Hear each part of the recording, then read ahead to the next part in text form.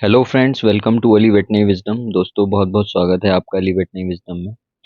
आज हम advance poultry nutrition की जो हम सीरीज़ एक चलाते रहते हैं, इसमें पोल्ट्री न्यूट्रिशन के बारे में बात करते हैं। उसमें एक बहुत अहम टॉपिक जो विटामिन प्रीमिक्स से रिलेटेड है, लेयर फीड में। तो लेयर फीड में जो विटामिन यूज़ होते हैं, उनकी क्या क्वांटिटी होनी चाहिए, उसके बारे में हम यहाँ पर जानने की कोशिश करेंगे। तो रिकमेंडेड डोजेज जो विटामिन की होती हैं उसे देखेंगे, लेकिन उससे पहले थोड़ा सा विटामिन्स के बारे में जानने की कोशिश करते हैं। विटामिन्स की जो डिस्कवरी हुई वो 20वीं सदी की शुरुआत में हुई, और इसमें ये देखा गया कि विटामिन की कमी से होने वाली जो बीमारियां थीं वो साइंटिस्टों ने उस पर गौर किया, और फिर एक्सपेरिमेंटल मॉडल बनाए गए कि जब विटामिन की कमी होती है तो क्या लक्षण दिखते हैं। तो वो जो एक्सपेरिमेंटल मॉडल थे वो बर्ड्स के ऊपर थे बेसिकली। बर्ड्स में देखा गया कि अगर कोई विटामिन ना दिया जाए तो किस टाइप के लक्षण बर्ड शो करता है। यही ऑर्गेनिक सब्सटेंसेस थे, मतलब जैसे कार्बोहाइड्रेट है, प्रोटीन है, फैट है। इससे तो बर्ड की ग्रोथ होती है, इससे एनर्जी मिलती है, जो बॉडी के बिल्डिंग ब्लॉक्स हैं वो बनते हैं। लेकिन विटामिन्स जो होते हैं वो इनके यूटिलाइजेशन में, जो कार्बोहाइड्रेट हैं, प्रोटीन है, लिपिड है, इनके यूटिलाइजेशन में हेल्प करते हैं। अब यहाँ पर इसे ऐसे समझ सकते हैं आप कि जैसे आपकी कार है या गाड़ी है कोई, तो उसमें टायर होते हैं, उसकी बॉडी होती है, स्टीयरिंग है ना, और गद्दियाँ हैं, सीट्स हैं, सीट कवर्स हैं, बहुत सी चीज़ें होती हैं। लेकिन कुछ ऐसी छोटी-छोटी चीज़ें होती हैं जैसे कुछ छोटे-छोटे पुर्जे होते हैं कि जिनकी वजह से गाड़ी चलती है। वो गाड़ी का वेट बेयर नहीं करते हैं, लेकिन उनके बिना गाड़ी चल नहीं सकती है। तो विटामिन इन्हीं पुर्जों की तरह होते हैं कि आप उन्हें अपनी बर्ड्स को कितना भी अच्छा न्यूट्रिशन दे दें, अगर विटामिन नहीं होंगे तो वो न्यूट्रिशन को यूटिलाइज़ नहीं कर पाएगी बर्ड। तो नॉर्मल जो वर्किंग होती है, बॉडी की फिजियोलॉजिकल वर्किंग होती है और उसकी ऑप्टिमम हेल्थ होती है, उसे बनाए रखने के लिए विटामिन्स बहुत वाइटल होते हैं। कुछ विटामिन्स ऐसे होते हैं जो बर्ड की बॉडी सिंथेसाइज कर लेती है, उसके अंदर जो माइक्रोब्स होते हैं उसके ज़रिए से। लेकिन बहुत से विटामिन्स ऐसे होते हैं कि जो बर्ड सिंथेसाइज नहीं कर पाती है, उसे बाहर से ही वो लेने पड़ते हैं। और जो बर्ड की बॉडी बना रही है, मतलब जो उसके बॉडी के अंदर, उसके इंटेस्टाइन के अंदर माइक्रोब्स होते हैं, वो उससे बनाते हैं विटामिन्स को, लेकिन इतनी क्वांटिटी में नहीं बना पाते जितनी बर्ड को ज़रूरत होती है। तो बर्ड बाहर से अपनी डाइट के ऊपर निर्भर रहती है कि उसे वहाँ से वो विटामिन मिले। अक्सर ग्रेन्स के अंदर, या जो वो ग्रीन फॉडर खाती है, मान लीजिए फ्री रेंज की बर्ड्स हैं तो वो ग्रीन भी खाती हैं, ग्रेन्स भी मिलती हैं, ऑयल केक्स भी मिलते हैं, जैसे सोया डीओसी है, मस्टर्ड डीओसी है, डीओआरबी है। इनके अंदर विटामिन कुछ मात्रा में प्रेज़ेंट रहते हैं, लेकिन इतनी नहीं मिल पाते हैं कि वो बर्ड की पूरी रिक्वायरमेंट को अ, मतलब पूरा कर सकें। तो मोटे तौर पर यहाँ पर एक बात समझी जा सकती है कि बर्ड कुछ हद तक विटामिन्स सिंथेसाइज़ करती हैं। तो यहाँ पर एक बात समझी जा सकती है कि विटामिन्स कई तरह के होते हैं, और उनमें से कुछ विटामिन्स बर्ड सिंथेसाइज़ करती हैं अपनी बॉडी के अंदर, लेकिन इतनी मात्रा में नहीं बना पाती हैं उन विटामिन्स को अपनी बॉडी में कि जितनी उन्हें रिक्वायरमेंट होती है कमर्शियल या प्रोडक्शन पॉइंट ऑफ व्यू से। तो इस वजह से हमें बाहर से सप्लीमेंट वो विटामिन करने पड़ते हैं। तो जब बर्ड फीड खाती है तो फीड के अंदर भी कुछ विटामिन्स नेचुरली होते हैं, अगर आप बाहर से ना भी मिलाएँ, तब भी नेचुरली कुछ विटामिन्स प्रेज़ेंट रहते हैं, जैसे ऑयल केक्स के अंदर हैं या फिर ग्रेन्स के अंदर हैं, डीओआरबी वगैरह या ब्रान हम खिलाते हैं बर्ड्स को, ग्रीन खाती है बर्ड जो फ्री रेंज में घूमती हैं, तो कुछ हद तक वो विटामिन्स पहुँच जाते हैं। लेकिन फिर भी उसकी रिक्वायरमेंट पूरी नहीं हो पाती है। उस रिक्वायरमेंट को जो उसे ग्रोथ के लिए, प्रोडक्शन के लिए चाहिए, उसे पूरा करने के लिए हमें बाहर से प्रीमिक्स की फॉर्म में या सप्लीमेंट की फॉर्म में विटामिन को देना पड़ता है। दोस्तों, अली वेटनरी विजडम द्वारा फॉर्मुलेट किए गए प्रीमिक्स से उच्चतम क्वालिटी का प्रीमियम पोल्ट्री फीड आप अपने ही फार्म पर ही बना सकते हैं। यदि आप अपना फीड बनाते हैं और संतुष्ट नहीं हैं या अभी कंपनी का फीड लेते हैं लेकिन अपना बनाना चाहते हैं और संकोच में हैं कि कैसे बनाएं, तो हमसे संपर्क करें। अधिक जानकारी के लिए स्क्रीन पर दिए गए नंबर पर व्हाट्सएप करें। आप हमसे किसी भी तरह की पोल्ट्री में मेडिसिन स्केड्यूल जानने के लिए भी संपर्क कर सकते हैं। तो विटामिन जो हैं वो बेसिकली 2 भागों में उन्हें डिवाइड किया गया है, क्लासिफ़ाई किया गया है, उनकी सॉल्युबिलिटी के आधार पर। या तो वो फैट सॉल्युबल होते हैं, जो तेल या चिकनाई होती है उसमें घुल जाते हैं, या फिर वो वाटर सॉल्युबल होते हैं। और जो वाटर सॉल्युबल ग्रुप होता है वो बेसिकली बी ग्रुप विटामिन या बी कॉम्प्लेक्स उन्हें कहा जाता है। उनके साथ-साथ एक विटामिन सी भी आता है वाटर सॉल्युबल ग्रुप में। फैट सॉल्युबल विटामिन जो होते हैं वो 4 तरह के होते हैं, एक vitamin A, vitamin D, vitamin E और विटामिन के। तो ये उनका क्लासिफिकेशन है विटामिन्स का। और जो फैट सॉल्युबल विटामिन है वो फैट के साथ ही बॉडी के अंदर एब्जॉर्ब होते हैं। अब यहाँ पर ये एक बात समझने वाली है कि मान लीजिए आपने डाइट में ऑयल नहीं दिया है या डाइट में ऑयल नहीं है, तो फैट सॉल्युबल विटामिन्स जो हैं उनका एब्जॉर्प्शन कम हो जाएगा, क्योंकि उन्हें फैट का एक कैरियर चाहिए बॉडी में एब्जॉर्ब होने के लिए। ठीक है? अगर उसकी क्वांटिटी कम है या किसी वजह से ऑयल डाइजेस्ट नहीं हो पा रहा है, या तो वो ठीक से इमल्सिफाई नहीं हो रहा, एंजाइम्स प्रॉपर नहीं है, बहुत तेज़ी से वो इंटेस्टाइन से निकल जाता है किसी वजह से, बर्ड को डायरिया है, टॉक्सिसिटी है, कई मतलब टॉक्सिन्स ऐसे होते हैं जिसमें ऑयल ठीक से डाइजेस्ट नहीं हो पाता है। और जब ऑयल ठीक से डाइजेस्ट नहीं होता तो फैट सॉल्युबल विटामिन भी डाइजेस्ट होके एब्जॉर्ब नहीं हो पाते हैं। आप भले ही उसे फीड में दे रहे हैं लेकिन वो निकल जाते हैं बॉडी से बाहर। तो ये पॉइंट प्रैक्टिकल है कि ऑयल जब डाइजेस्ट होता है और एडिक्वेट क्वांटिटी में होता है फीड में, तभी फैट सॉल्युबल विटामिन डाइजेस्ट होके उसकी बॉडी में जा पाते हैं। वाटर सॉल्युबल विटामिन जो हैं वो डायरेक्टली मतलब इंटेस्टाइन के अंदर जाते हैं और पानी के ज़रिए से वो बॉडी के अंदर चले जाते हैं। तो इसमें बी कॉम्प्लेक्स विटामिन्स आते हैं और विटामिन सी आता है।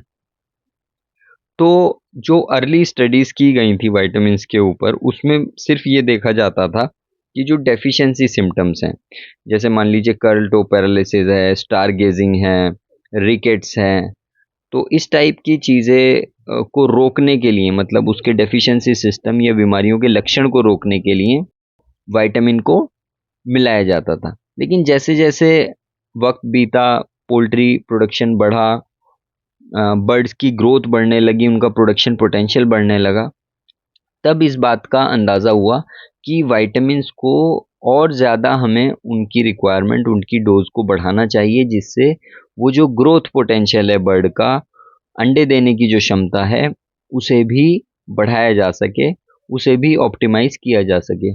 तो तब ऑप्टिमम विटामिन न्यूट्रिशन का एक कांसेप्ट आया और विटामिन की डोज़ को बढ़ा के देखा गया कि वो बर्ड के ऊपर क्या इफ़ेक्ट डालती है।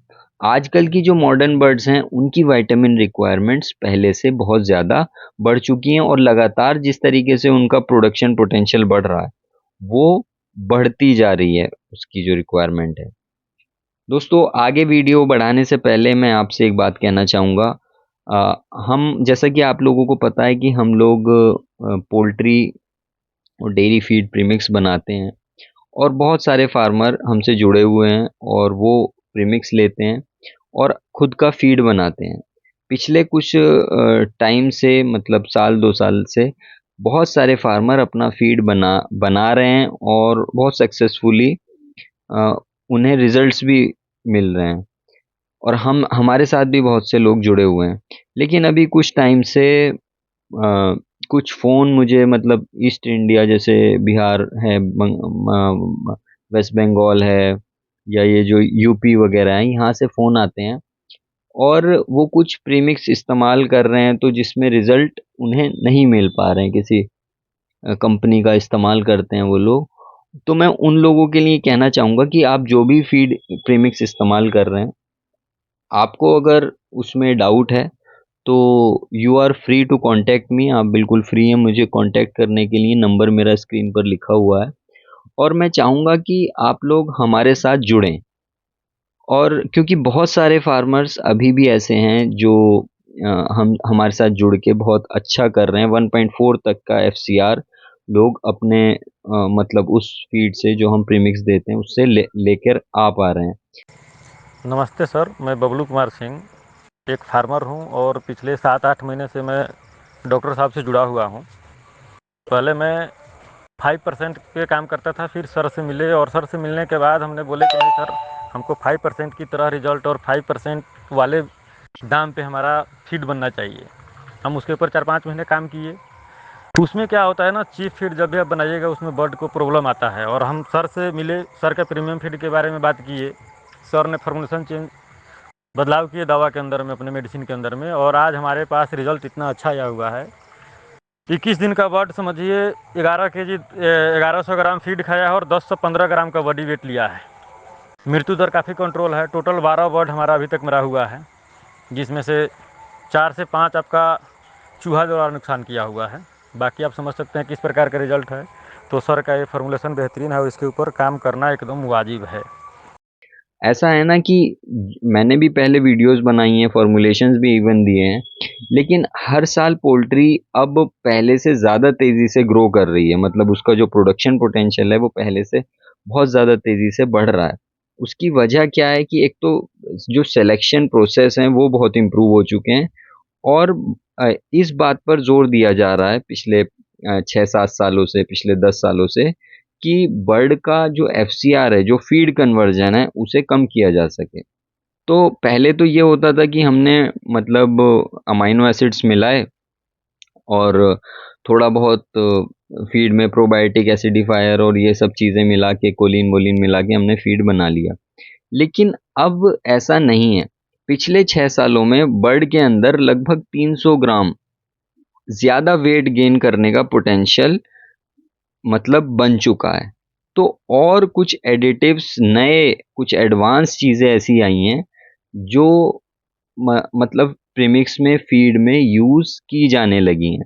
बहुत सी चीज़ें तो ऐसी हैं कि जो कंपनीज़ होती हैं वो इम्पोर्ट ही कर रही हैं, बाहर से ही इम्पोर्ट कर रही हैं। तो वो सबको नहीं पता है। अगर आपके यहाँ कोई प्रीमिक्स आप ले रहे हैं तो वो लोग क्योंकि मैं बहुत लोग जो प्रीमिक्स बनाते हैं वो भी मुझसे कांटेक्ट करते हैं। उन लोगों को ना उन जो एडिटिव्स हैं उनकी अवेलेबिलिटी हो पाती है, ना ही उन्हें पता है कि ये मिलाना भी चाहिए। तो बर्ड की रिक्वायरमेंट बहुत ज़्यादा बढ़ चुकी है। हम अपने प्रीमिक्स में लगभग 4 अलग तरीके के तो एंजाइम्स ही मिलाते हैं। ये बताना इस वजह से ज़रूरी है यहाँ पर क्योंकि बहुत लोगों को नुकसान हो रहा है। मतलब जो फीड बाहर का यूज़ कर रहे हैं तो उन्हें नुकसान हो रहा है। तो हम लो कॉस्ट फीड भी बनाते हैं। हमारे प्रीमिक्स से लो कॉस्ट फीड भी बनाया जाता है और उसमें भी अच्छे रिजल्ट देखने को मिलते हैं। पैलेट फीड भी बनवाते हैं हम प्रीमिक्स से। और जो मैश फीड है अच्छी क्वालिटी का, प्रीमियम क्वालिटी का, वो तो बन ही रहा है। और आज के हिसाब से जैसे मक्का 26 रुपए 27 रुपए है और सोया डीओसी है 42-43 रुपए, इसके हिसाब से अगर प्रीमिक्स से देखें तो 36-37 रुपए में फीड बन जाता है जो स्टार्टर होता है। तो आप कांटेक्ट कीजिए मुझसे अगर फीड आप बना रहे हैं या बनाना चाहते हैं और हम आगे इस पे डिटेल में बात कर सकते हैं। तो चलिए अब आगे की बात करते हैं इसमें। तो जो कैलकुलेशंस होती हैं पोल्ट्री की रिक्वायरमेंट की कि पोल्ट्री को चाहिए कितना, हमारी जो लेयर बर्ड है उसे कितना विटामिन चाहिए, इसके लिए कुछ एक्सपेरिमेंटल डिज़ाइन शुरू में बनाए गए और ये देखा गया है कि पोल्ट्री को कितना विटामिन चाहिए होता है। तो मतलब एक पर्टिकुलर क्वांटिटी में विटामिन दिया, फिर उसके बाद बढ़ा के दिया, फिर और बढ़ा के दिया, फिर और बढ़ा के दिया, तो ये देखा कि कहाँ तक उसकी परफॉर्मेंस बढ़ती चली जाती है। लेकिन ये हर एक विटामिन के साथ नहीं होता है। मतलब कई तरीके के विटामिन होते हैं ना, एक के साथ कर लिया, दूसरे के साथ कर लिया, किसी को किसी बर्ड में दे के देखा, किसी को किसी बर्ड में दे के देखा।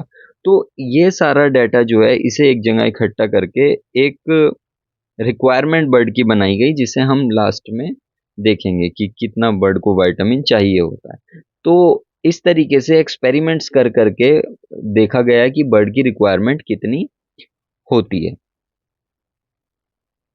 तो कितनी तरीके के विटामिन्स होते हैं ये हम देख लेते हैं। ये हमारा प्रोडक्ट है जो हम खुद बनाते हैं, वाइटाडिन बी करके, पोल्ट्री विटामिन प्रीमिक्स है, ब्रॉयलर्स, ब्रीडर, लेयर्स तीनों में इस्तेमाल होता है। और इसके अंदर vitamin A, D3, E, vitamin K, thiamine, riboflavin, calcium pantothenate, pyridoxine, niacin, folic acid, vitamin B12 जिसे साइनोकोबैलामिन भी कहते हैं, बायोटिन और विटामिन सी मौजूद रहते हैं। तो विटामिन प्रीमिक्स एक बहुत ही इम्पोर्टेंट है। जैसा मैंने बताया कि विटामिन्स इतने महंगे हो चुके हैं अब कि अगर ब्रांडेड प्रोडक्ट आप नहीं लेंगे या कोई रिलायबल सोर्स से आप विटामिन नहीं लेंगे तो आप अपने बर्ड का परफॉर्मेंस उतना नहीं अचीव कर पाएंगे जितना अचीव आपको करना होता है या कर सकते हैं, क्योंकि बर्ड की रिक्वायरमेंट बहुत ज़्यादा बढ़ चुकी है। तो ये बात यहाँ पर जाननी ज़रूरी होती है। तो सबसे पहला जो विटामिन आता है वो आता है विटामिन ए।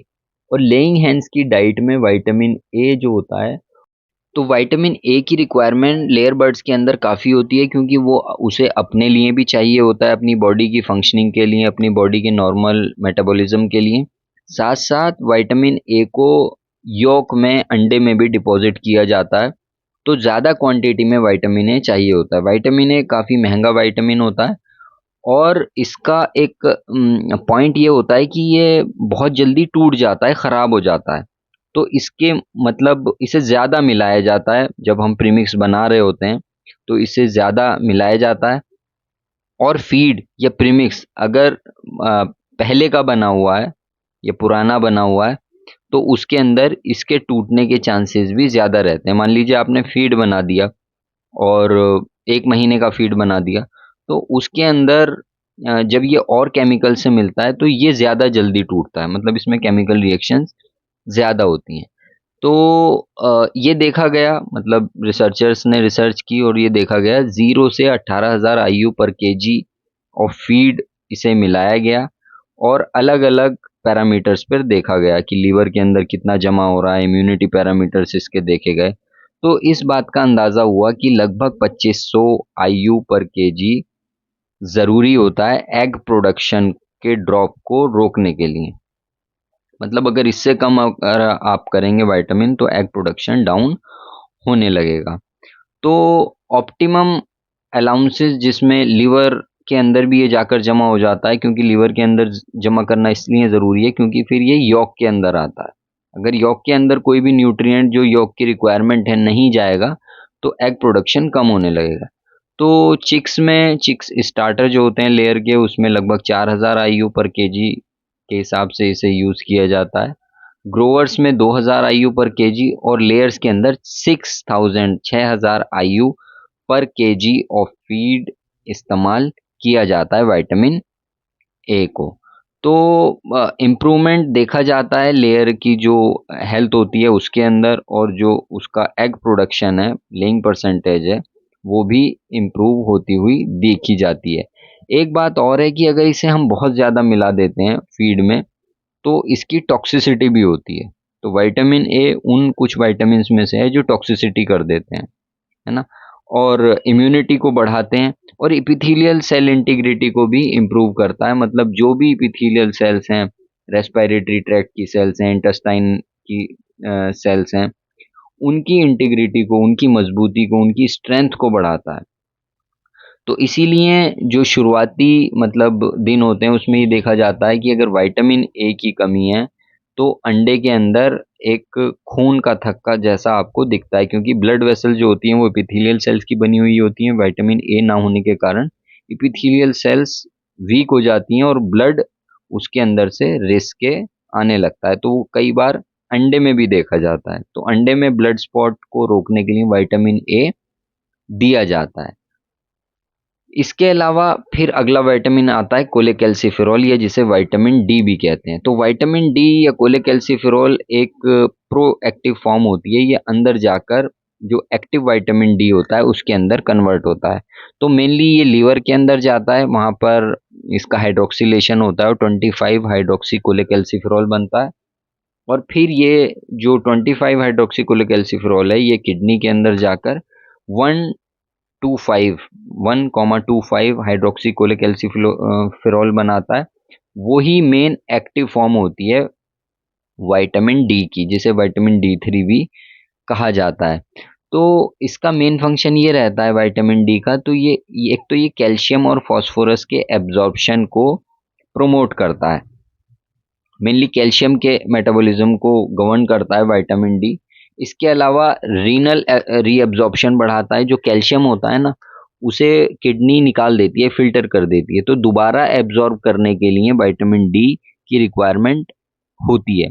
अदरवाइज क्या होगा कि कैल्शियम बॉडी से ज़्यादा निकल जाता है और ब्लड की रिक्वायरमेंट पूरी नहीं हो पाती है।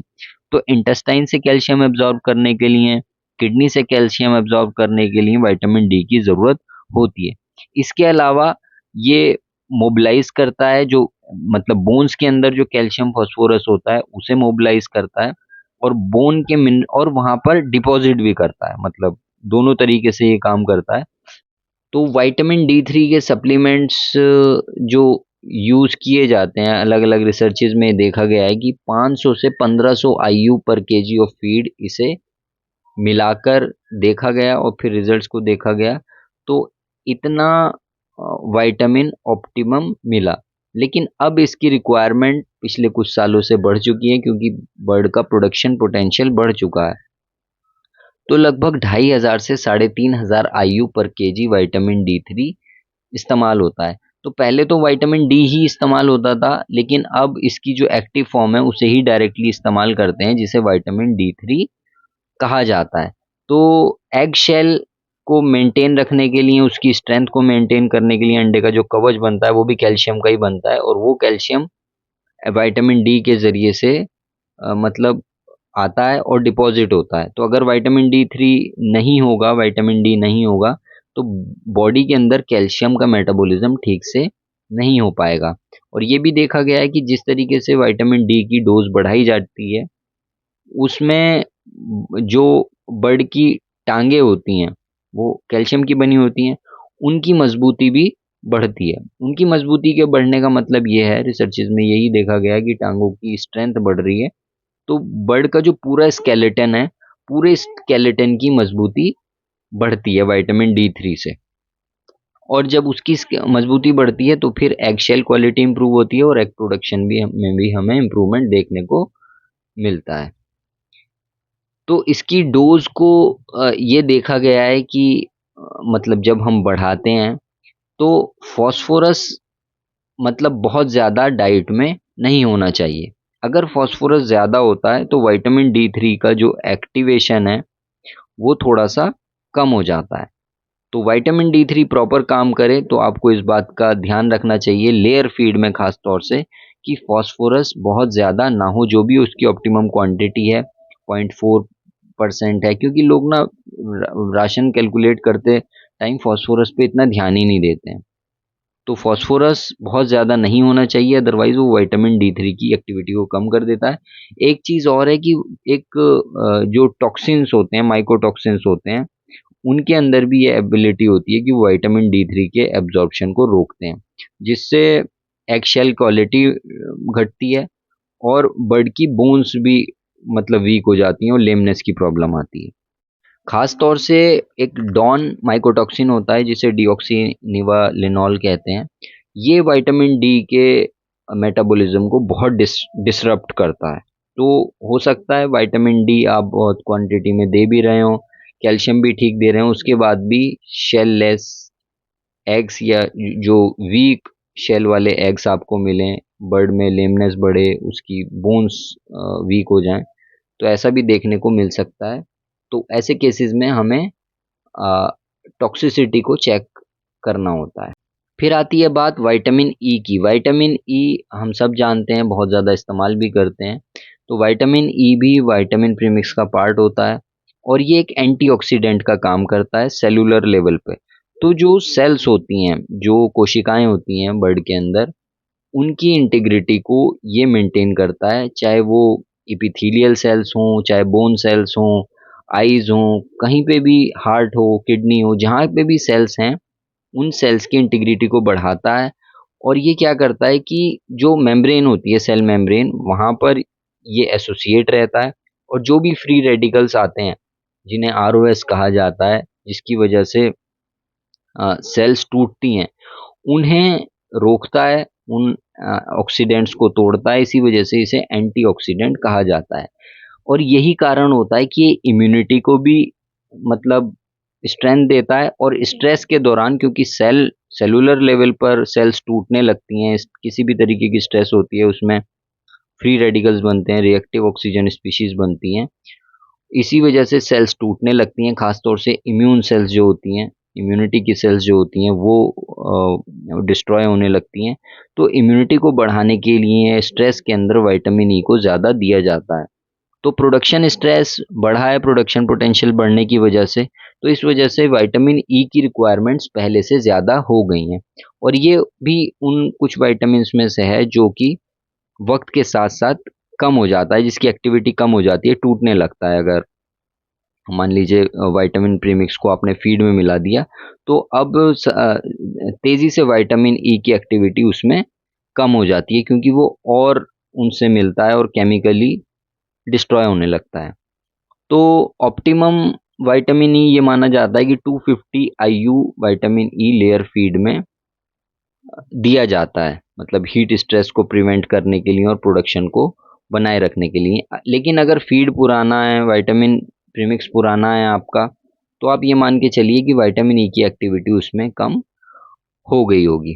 तो 250 आईयू पर केजी ऑफ फीड ये विटामिन दिया जाता है, मतलब 30 से 40 ग्राम के करीब की वो आती है, 30 से 40 mg पर केजी जो है विटामिन ई को हम देते हैं।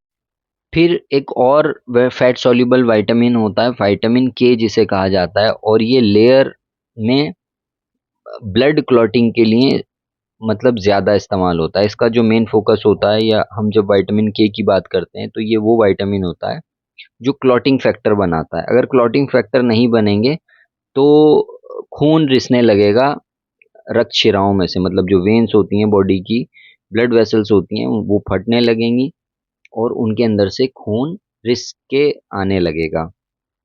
तो मेन जो फंक्शन होता है विटामिन के का, आपने देखा होगा ये एंटीकॉक्सीडियल्स में भी इस्तेमाल होता है, क्योंकि वहाँ पर खून आ रहा होता है बीट के अंदर। तो इंटेस्टाइन की हीलिंग में, क्लॉटिंग में, ब्लड क्लॉटिंग में विटामिन के को इस्तेमाल किया जाता है। ये जब चिक्स की हम डीबिकिंग करते हैं तो उस टाइम विटामिन के देते हैं कि जो ब्लीडिंग अगर हो रही है कुछ चिक्स में तो उसे रोका जा सके। तो विटामिन के का जो ब्लड क्लॉटिंग है उसमें तो रोल होता ही है, लेकिन इसके साथ साथ बोन मेटाबॉलिज्म में भी इसका रोल देखा गया है। चिक्स ग्रोथ में, उसके एम्ब्रियो डेवलपमेंट में इसका काफ़ी रोल होता है।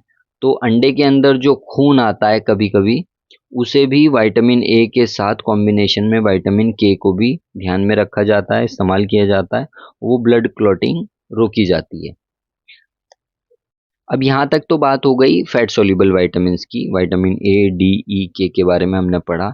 अब जो बात है वो वाटर सॉल्युबल विटामिन्स जो होते हैं, उनके बारे में बात करते हैं। इसमें सबसे पहला विटामिन आता है थायमिन या विटामिन बी 1।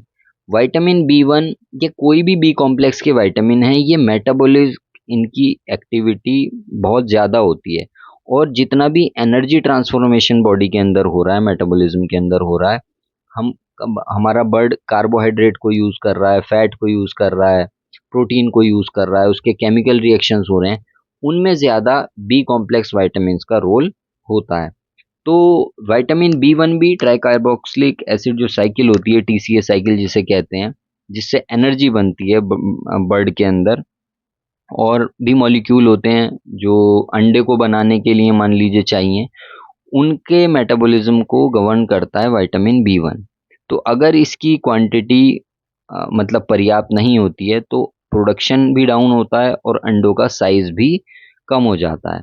तो इसका जो लेवल है वो देखा गया अलग अलग रिसर्चेज में, 0 से लेकर 1.67 ppm तक इसे मिलाया गया, और ये देखा गया कि जो बेस्ट परफॉर्मेंस निकल के आती है वो 1.25 ppm पर आती है। तो 1.25 ppm अगर ये आपके फीड में है तो ये बहुत अच्छा काम करता है, और इससे एग प्रोडक्शन भी ऑप्टिमम रहता है, बना रहता है, हाईएस्ट एग प्रोडक्शन मिलता है, और उनका साइज भी आपको अच्छा मिलता है।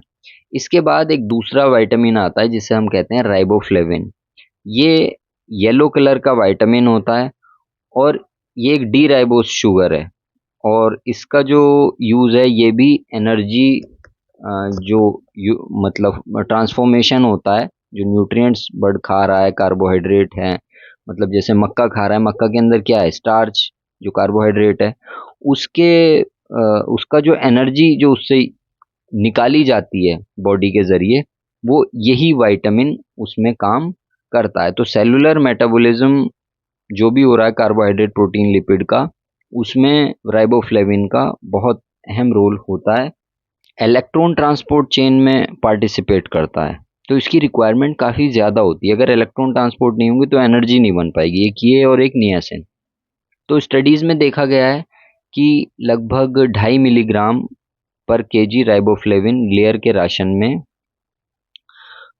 मिलाकर देखा गया, लेकिन वो डेफिशिएंसी सिम्टम्स को तो कम कर रहा था लेकिन प्रोडक्शन को मेंटेन नहीं कर रहा था। तो इस वजह से इसका जो सप्लीमेंटेशन है उसे बढ़ाया गया और 4.4 से 8.8 mg पर केजी फीड के हिसाब से इसे मिलाया गया और ये देखा गया कि इस कंडीशन में ये काफ़ी अच्छा काम करता है, एग की क्वालिटी को भी बना के रखता है और बर्ड की जितने भी डेफिशिएंसी सिम्टम्स हैं उन्हें भी रोकता है और प्रोडक्शन को भी मेंटेन करता है, हेल्थ को भी मेंटेन करता है। तो राइबोफ्लेविन की जो डोज है वो लगभग 4.4 से 8.8 mg पर केजी बॉडी वेट के हिसाब से यूज़ होती है। फिर विटामिन B6 आता है जिसे पायरिडॉक्सिन भी कहते हैं। ये विटामिन बेसिकली प्रोटीन मेटाबॉलिज्म या ये कहें कि अमाइनो एसिड्स के जो रिएक्शंस होते हैं उनका जो कैटालाइजेशन होता है, अमाइनो एसिड जो बनते हैं या टूटते हैं, उनमें इसका पार्ट मेनली रहता है। हालांकि ये फैटी एसिड और कार्बोहाइड्रेट के मेटाबॉलिज्म में भी काम करता है, एनर्जी प्रोडक्शन में हेल्प करता है, लेकिन अमाइनो एसिड्स के ऊपर के जो केमिकल रिएक्शंस होते हैं उनमें ये इन्वॉल्व रहता है। और दूसरी बात ये है कि जो भी एनर्जी प्रोटीन से हमें मिलने वाली है या फैट से जो मिलने वाली है वो बिना पायरिडॉक्सिन के हमें नहीं मिल सकती है। तो अगर ये कम होता है, अगर पायरिडॉक्सिन की वैल्यू कम है या उसकी क्वांटिटी कम है प्रीमिक्स के अंदर, किसी वजह से ये डाउन है, तो जो ओवरी होती हैं और ओविडक्ट्स होती हैं वो रिग्रेस करना शुरू कर देती हैं, वो छोटा होने लगती हैं, है ना। और कॉम्ब का साइज छोटा हो जाता है, जो कलगी होती है वो छोटी हो जाती है, सिकुड़ने लगती है, उसकी जो नीचे की कलगी होती है वो सिकुड़ने लगती है। और ये विटामिन B6 की डेफिशिएंसी में देखा गया है। और ये भी देखा गया है कि पायरिडॉक्सिन को अगर जिंक के साथ मिलाकर दिया जाता है तो एग प्रोडक्शन काफ़ी बढ़ जाता है, एग की क्वालिटी इंप्रूव होती है, एग शेल वेट इंप्रूव होता है लेइंग हैंस के अंदर। और हमारा जो एक प्रोडक्ट है एग अप, वो उसके अंदर पायरिडॉक्सिन को ही मेनली मिलाया गया है, जिंक के साथ रखा गया है, जिंक और पायरिडॉक्सिन को मिलाकर।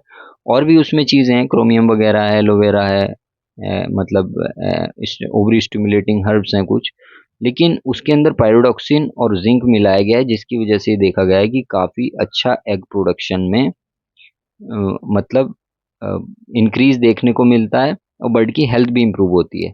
और ये जो हमने हमारा वाइटाडिन प्रीमिक्स है, विटामिन प्रीमिक्स पोल्ट्री पोल्ट्री के लिए, इसके अंदर इसकी जो मात्रा है इसे काफ़ी बढ़ा के डाला गया है ताकि अगर कोई मार्जिनल डेफिशिएंसी हो, आप फीड में इसे मिलाएं तो भी आपको कमी इसकी ना हो, क्योंकि इसकी कमी तुरंत देखने को मिलती है, इसका असर प्रोडक्शन पर काफ़ी होता है। फिर आता है विटामिन B12 जिसे साइनोकोबैलेमिन भी कहते हैं। और साथ-साथ ये जो साइनोकोबैलेमिन है ये बहुत ही कम क्वांटिटी में, बहुत कम क्वांटिटी में चाहिए होता है, उसकी डेफिशिएंसी मतलब नहीं दिखती है, ज़्यादा नहीं होती है। कोलेस्ट्रॉल का मेटाबॉलिज्म है या मिथ्योनिन का जो बायोसिंथेसिस है होमोसिस्टीन से, उसमें ये इन्वॉल्व रहता है। और लीवर की हेल्थ के लिए इसकी रिक्वायरमेंट होती है और एनीमिया को ख़त्म करता है या एनीमिया को रोकता है, मतलब ब्लड सेल्स जो बनती हैं उसके लिए भी विटामिन B12 चाहिए होता है। तो इन सारी बातों को ध्यान में रखते हुए ये कहा जा सकता है कि विटामिन B12 हालांकि चाहिए बहुत कम क्वांटिटी में होता है इसकी रिक्वायरमेंट, लेकिन इसकी रिक्वायरमेंट को नज़रअंदाज नहीं किया जा सकता। और साथ साथ ये सबसे महंगा विटामिन प्रीमिक्स में होता है। मतलब इसकी जो रेट्स हैं वो बढ़ते रहते हैं, कम होते रहते हैं, लेकिन ये 2 लाख रुपए से 3.5-4 लाख रुपए किलो तक इसके रेट्स जाते हैं, depending upon the purity of the material. तो 4 लाख रुपए किलो तक भी ये देखा जाता है, मतलब ये मिलता है। तो ऐसा जो विटामिन है, जाहिर सी बात है उसे फिर जब डाला जाएगा तो वो काफ़ी ज़्यादा कॉस्ट को बढ़ा देता है। तो इस वजह से अच्छी क्वालिटी का कोई भी प्रीमिक्स आपको लेना चाहिए। फिर आता है नियासिन। नियासिन जैसे बताया कि राइबोफ्लेविन होता है, उसी तरीके से काम करता है, और ये एनएडी और एनएडीपी का कांस्टेंट होता है जो कि इलेक्ट्रॉन ट्रांसपोर्ट चेन में पार्ट लेते हैं और एनर्जी को मतलब एक तरीके से बनाते हैं। इसी से फिर एटीपी बनती है। और अगर एनएडी एनएडीपी नहीं बनेंगे तो बर्ड वीक होने लगेगा और एकदम लेथार्जिक होगा, सुस्त बैठने लगेगा, और ठीक से, क्योंकि उसके अंदर एनर्जी ट्रांसफॉर्मेशन नहीं हो पाएगा। तो ये फीड फीड में भी होता है काफ़ी हद तक, लेकिन इसे बाहर से सप्लीमेंट किया जाता है। अगर लो प्रोटीन फीड आप बना रहे हैं, आपने प्रोटीन को कम कर दिया और अमीनो एसिड को बढ़ाया, मतलब वो कम करके, तो क्या होता है कि खास तौर से जब अल्टरनेट फीड मिलाए जाते हैं, सोया की जगह मस्टर्ड डीओसी, ग्राउंडनट केक या एमबीएम, ये सब चीज़ें मिलाई जाती हैं, तो ट्रिप्टोफैन की कमी हो जाती है लो प्रोटीन फीड बनाने में। और नियासिन भी अगर नहीं है तो ट्रिप्टोफैन बॉडी प्रोटीन बनाने के बजाय नियासिन बनाने लगता है, और 1 मिलीग्राम नियासिन के लिए लगभग 187 मिलीग्राम ट्रिप्टोफैन चाहिए होता है। तो प्रोटीन उधर जाने लगता है, तो इस वजह से प्रोडक्शन कम होता है। अगर नियासिन की रिक्वायरमेंट को पूरा कर दिया जाए तो हम ट्रिप्टोफैन को उसके अंदर बचा सकते हैं। तो लो प्रोटीन दाने में, लो प्रोटीन राशन में नियासिन का काफ़ी रोल रहता है। इस वजह से नियासिन को फिर ज़्यादा क्वांटिटी में मिलाया जाता है, या हम फिर विटामिन की डोज बढ़ाते हैं। लेकिन विटामिन ये अच्छी क्वालिटी का ना हो, आप कितना भी उसे बढ़ाते रहें, शायद वो उसे पूरा ना कर पाए। तो विटामिन रिलायबल सोर्स से लें, अच्छी क्वालिटी का लें, सस्ते के चक्कर में ना पड़ें। फिर आती है बात पेंटोथेनिक एसिड की। देखिए, जो मैं आपको बात बता रहा हूँ वो यही है कि बहुत सारे लोग प्रीमिक्स बना रहे हैं, है ना, उल्टा सीधा जो भी उन्हें मिलता है, मुझे भी कांटेक्ट करते हैं, और कई लोगों को तो हम प्रीमिक्स देते हैं, फिर वो आगे सेल करते हैं। तो फिर जाहिर सी बात है, फिर वो अपना उसमें कुछ और भी मिलाएंगे उसे और सस्ता करने के लिए, डाइल्यूट करने के लिए। तो इसी वजह से मैं कहता हूँ कि अगर आप फीड बना रहे हैं तो आप एक बार कांटेक्ट कीजिए, बात कीजिए, और हो सकता है कि हम उसे और इम्प्रूव कर सकें। जो भी आपके यहाँ चल रहा हो उसे और इम्प्रूव किया जा सकता है, क्योंकि पैसे तो आप खर्च कर ही रहे हैं ना, तो उस चीज़ को और भी इम्प्रूव कर सकते हैं। और साथ साथ ये भी है कि अगर आपके यहाँ कोई कैजुअलिटी होती है, कोई मोर्टेलिटी होती है, कोई दिक्कत आती है, क्योंकि ऐसा तो नहीं है कि फीड अगर बना लिया तो सभी कुछ अब सही हो गया, बीमारियां तो फिर भी आएंगी, दिक्कतें तो फिर भी आएंगी। तो आप हमसे डायरेक्टली कंसल्टेशन के लिए भी मतलब बात कर सकते हैं, और ये फ्री ऑफ कॉस्ट कंसल्टेशन फिर दी जाती है जब प्रीमिक्स या फीड का वो हमसे आप ले रहे होते हैं। तो फिर पेंटोथेनिक एसिड की रिक्वायरमेंट्स के बारे में बात करते हैं। पेंटोथेनिक एसिड भी जो है वो एक बी कॉम्प्लेक्स ग्रुप का विटामिन है, और कोएंजाइम ए करके एक मतलब मॉलिक्यूल होता है, उसका पार्ट होता है, जो एसाइल ग्रुप्स जो होते हैं। एसाइल ग्रुप क्या होते हैं कि जो फैटी एसिड का मेटाबॉलिज्म होता है, जो फैट हम बर्ड को खिला रहे हैं, तेल चिकनाई उसे खिला रहे हैं, उसका इस्तेमाल नहीं हो पाएगा अगर पेंटोथेनिक एसिड सही क्वांटिटी में नहीं रहेगा।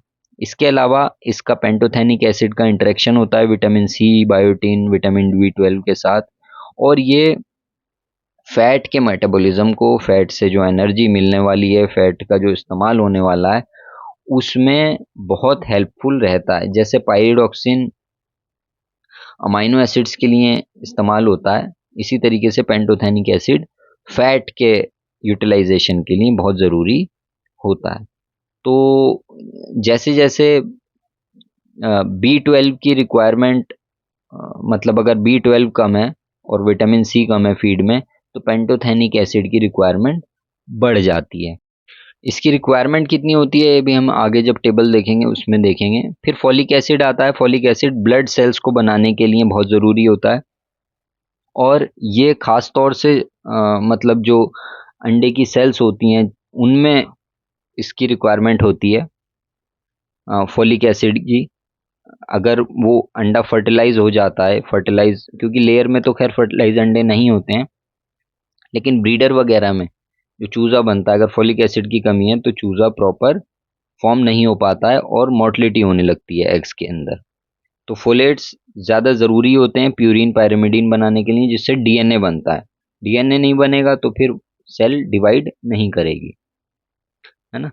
तो और साथ साथ ये होमोसिस्टीन से जो मिथ्योनिन बनता है, मिथ्योनिन साइकिल चलती है, उसके लिए भी ज़रूरी होता है। और विटामिन B12 के साथ, कॉपर के साथ मिलके फॉलिक एसिड जो है वो ब्लड सेल्स को बनाता है। फिर बायोटीन आता है। बायोटीन कार्बोक्सिलेशन रिएक्शंस जो होती हैं ग्लूकोनियोजेनेसिस प्रोटीन सिंथेसिस की, उसमें बहुत अहम रोल इसका होता है।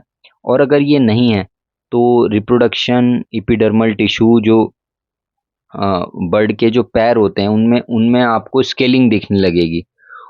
और वो तो बाहरी रूप से एक लक्षण दिखाई देता है, लेकिन अंदर भी एक तो ग्लूकोनियोजेनेसिस कम हो जाएगी, जो ग्लूकोज बनता है बॉडी के अंदर वो फैट से या प्रोटीन से वो कम हो जाएगा। स्ट्रेस से बर्ड नहीं लड़ पाएगा, है ना।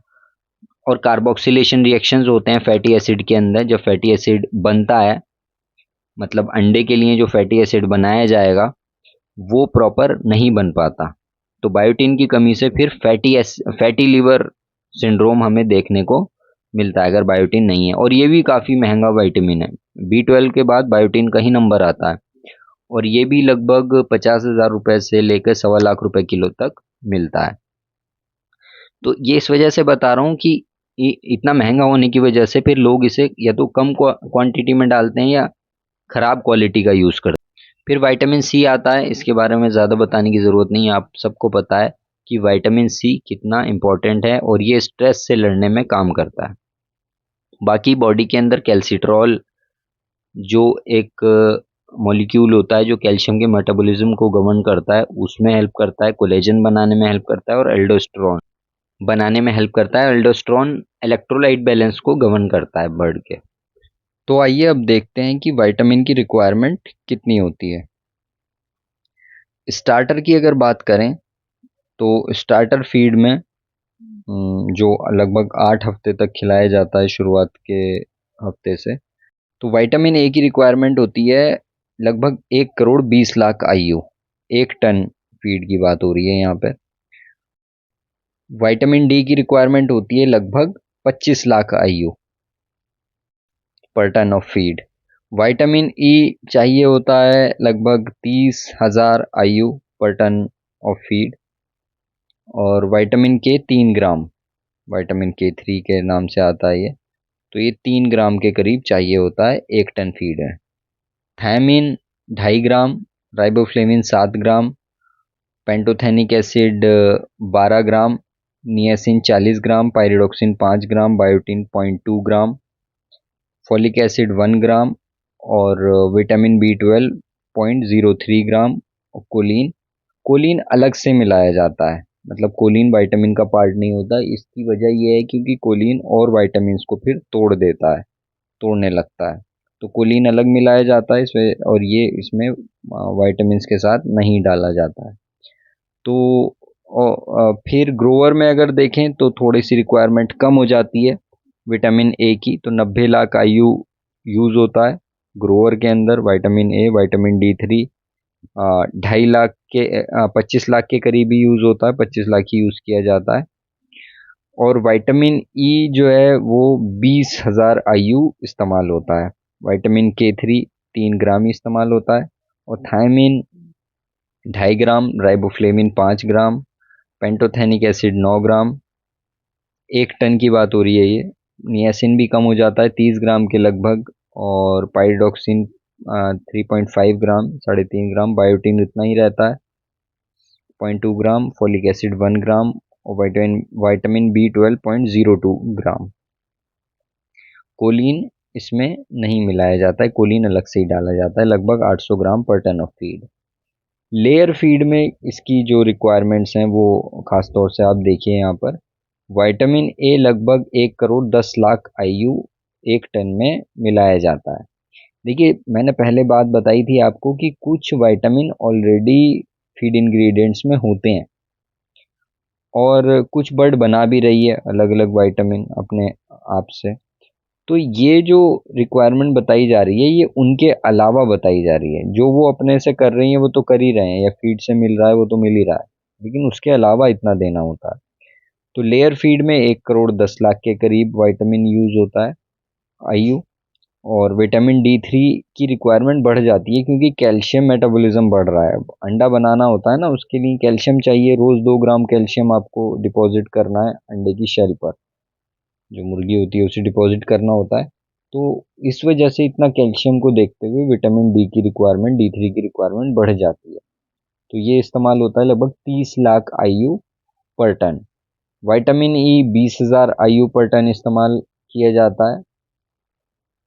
और विटामिन K3 3 ग्राम के करीब ही एक उसमें इस्तेमाल होता है। Thiamine 2.2 gram, riboflavin 6.5 gram, pantothenic acid 10 gram, niacin 40 gram, pyridoxine 4.5 gram per ton of feed इस्तेमाल होता है। और बायोटीन 0.2 ग्राम इस्तेमाल होता है, और फोलिक एसिड 1 ग्राम, विटामिन B12 भी 0.02 ग्राम। इन्हें थोड़ा सा हमने बढ़ाया है लेयर के प्रीमिक्स के हिसाब से, विटामिन B12 को और बायोटीन को, ताकि फैटी लीवर की प्रॉब्लम ना आए। तो इससे काफ़ी मतलब हेल्पफुल रहता है ये। तो यहाँ पर ये देखने को आपको मिला कि किस तरीके से जो रिक्वायरमेंट्स हैं विटामिन्स की वो लेयर बर्ड्स की होती हैं। तो जो भी आप विटामिन प्रीमिक्स यूज़ कर रहे हैं, एक अच्छी रिलायबल सोर्स से उसे लें, और हमसे भी ले सकते हैं आप। हम बिल्कुल मतलब रिक्वायरमेंट के हिसाब से फ्रेश बनाकर आपको दे सकते हैं। जिस तो thank you for watching this video. और आप कांटेक्ट कर सकते हैं, डिस्क्रिप्शन में भी मैंने व्हाट्सएप का लिंक दिया है और स्क्रीन पर भी नंबर है। और अगर आप प्रीमिक्स यूज़ कर रहे हैं, चाहे ब्रॉयलर है, लेयर है, कोई भी प्रीमिक्स है, तो उससे आप कांटेक्ट कर सकते हैं उससे रिलेटेड। Thank you.